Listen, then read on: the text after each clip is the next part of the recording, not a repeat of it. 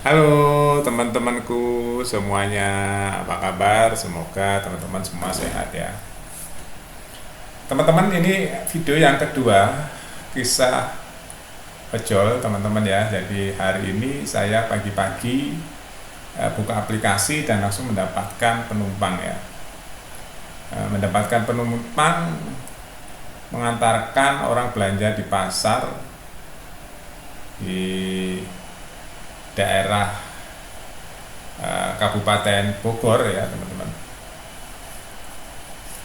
Nah, jadi saya lihat pandem atau jarum bensin itu sudah mulai mungkin tinggal setengah liter atau 1 liter ya, 1 literan lah ya.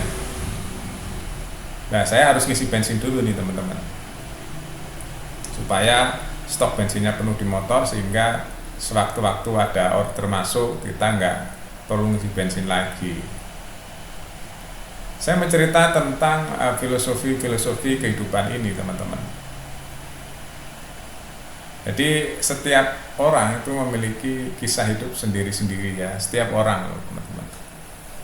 Ada orang yang ingin hidupnya monoton begitu-begitu saja, ada orang yang ingin mengalami macam-macam kehidupan, dia kreatif ya, dia inovatif, walaupun jatuh bangun tapi dia lakukan untuk mendapatkan kepuasan batin juga ada. Atau mencari materi ya, juga ada. Jadi setiap manusia itu memiliki motivasinya sendiri-sendiri. Ada orang yang males ya, dia gengsi akibatnya jika tidak mau melakukan pekerjaan apapun yang ada menyusahkan orang lain juga ada. Orang tuh ada yang seperti itu sifat-sifat malas. Dan sifat malas itu sangat tidak baik ya teman-teman, akhirnya menyusahkan orang lain.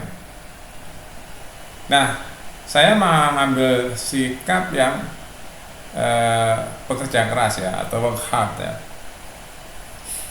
Dari kecil memang saya mandiri ya teman-teman, karena memang dari keluarga yang sangat sederhana sekali. Saya sudah jatuh bangun, hidup ini banyak sekali teman-teman, kisahnya panjang lah ya, nanti bisa saya sharing kisah hidupnya, dan ini saya rasa akan bermanfaat kalau saya sharing. Jadi hidup manusia itu ada yang mulus, ada yang nggak mulus ya perjalanan hidupnya teman-teman. Dan yang pasti hampir banyak manusia itu naik turun kehidupannya, baik di bidang percintaan, di bidang ekonomi, itu kebanyakan naik turun atau jatuh bangun ya teman. Orang-orang sukses, orang berhasil yang mulai dari nol itu pasti jatuh bangun teman-teman. Ya, sehingga dia sampai sukses dan menemukan titik kliknya di mana dia usaha. Nah, begitu juga orang yang udah sukses biasanya banyak juga yang dia jatuh. Banyak faktor di situ ya, apa faktor eksternal, faktor internal gitu ya. Ya, faktor eksternal itu umpamanya bisnisnya berhubungan dengan pihak-pihak eksternal gitu ya, seperti luar negeri atau berhubungan dengan kurs dolar dan sebagainya, sehingga kalau kurs dolar naik rupiah melorot, nah itu bisa hancur juga, dia bisa jatuh bangkrut juga. Ada yang dari internal ya, macam-macam. Tapi kita nggak boleh lemah ya teman-teman, kita harus semangat terus. Walaupun kita secara ekonomi jatuh bangun, kita harus semangat terus berusaha untuk bangkit ya, apalagi keluarga yang sederhana, tidak punya apa-apa yang diandalkan kecuali kerja keras ya. Bekerja keras itu baik teman-teman ya, Tuhan menyukai orang-orang yang bekerja keras dan menyukai orang-orang yang tangannya di atas daripada di bawah. Nah, jadi di saat kita jatuh secara ekonomi ya, mental kita juga nggak boleh jatuh. Walaupun ada orang yang di saat jatuh secara ekonomi mentalnya juga down banyak ya, ujung-ujungnya stres dan dia nggak mau berusaha untuk bangkit lagi. Itu saya rasa kurang benar ya, kurang tepat. Ekonomi jatuh bangun itu biasa saja teman-teman ya. Yang penting kita berusaha untuk bangkit lagi dengan cara yang lebih keras lagi, lebih smart lagi cara kerjanya. Jadi nggak usah terlalu dipikiri, umpamanya kita pas bangkrut usahanya karena faktor-faktor yang saya bilang tadi itu, ada eksternal, ada internal.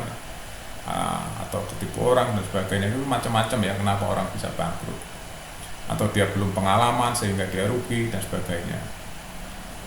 Nah, karena saya suka sekali meneliti kehidupan teman-teman ya, jadi udah banyak hal yang saya sudah teliti kehidupan ini teman-teman ya, dari UMKM sampai ke perusahaan-perusahaan yang go public. Jadi saya sudah teliti banyak hal, lebih dari 20 tahunan lah teman-teman. Nah, saya sekarang ini sedang menikmati cari duit untuk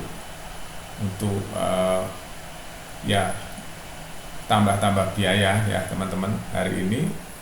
Dan berapa sih penghasilan dari ojek online itu? Nah, ini yang membuat saya penasaran, karena di mana-mana banyak sekali ojek online teman-teman atau driver.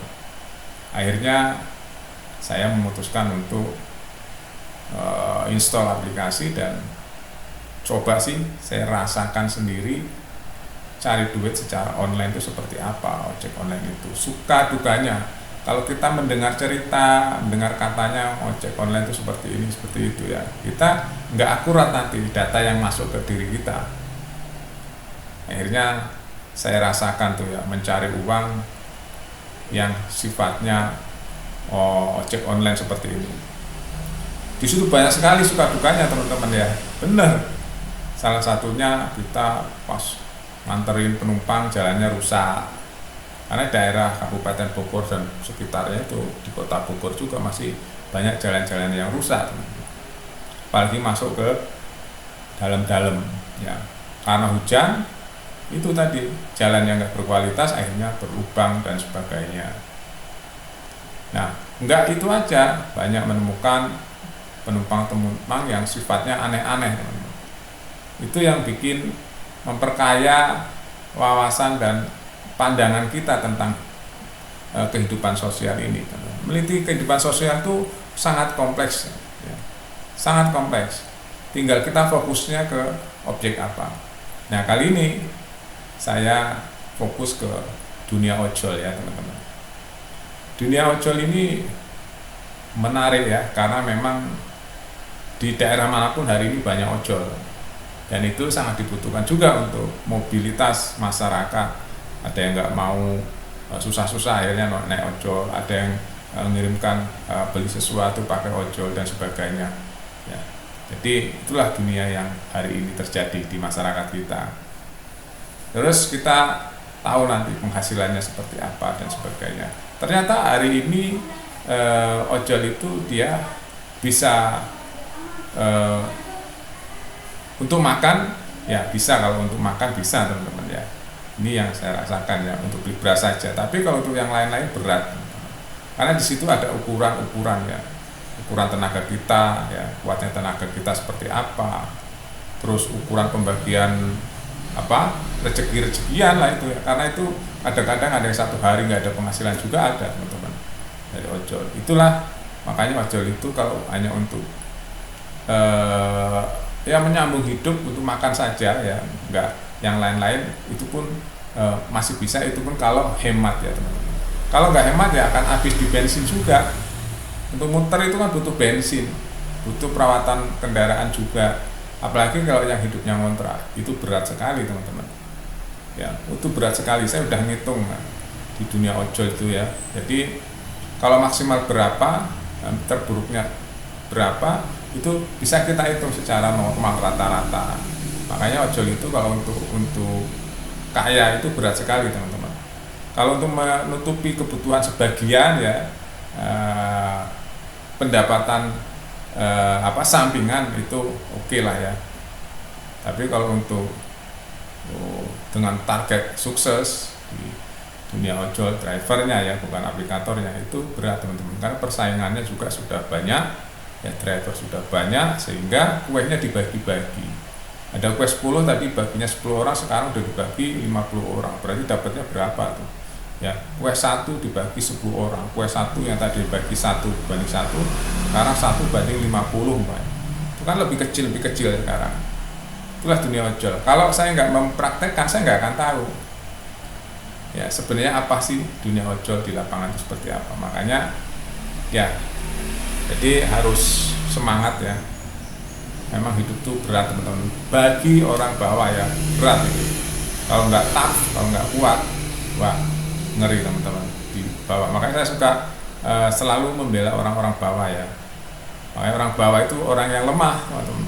Lemah. Kadang-kadang tidak ada keadilan juga buat orang bawah kalau kita berurusan dengan hal-hal yang sifatnya butuh kekuatan uang, kekuatan power dan sebagainya. Orang bawah tuh nggak memiliki itu. Makanya ya harus semangat terus ya, khususnya dunia ojol ya, semangat terus. Kalau untuk beli beras liter mungkin masih bisa ya, tapi untuk yang lain-lain berat karena berhubungan dengan tenaga ya teman-teman di situ. Oke, nanti kita sambung lagi kisah ojol. Sampai jumpa.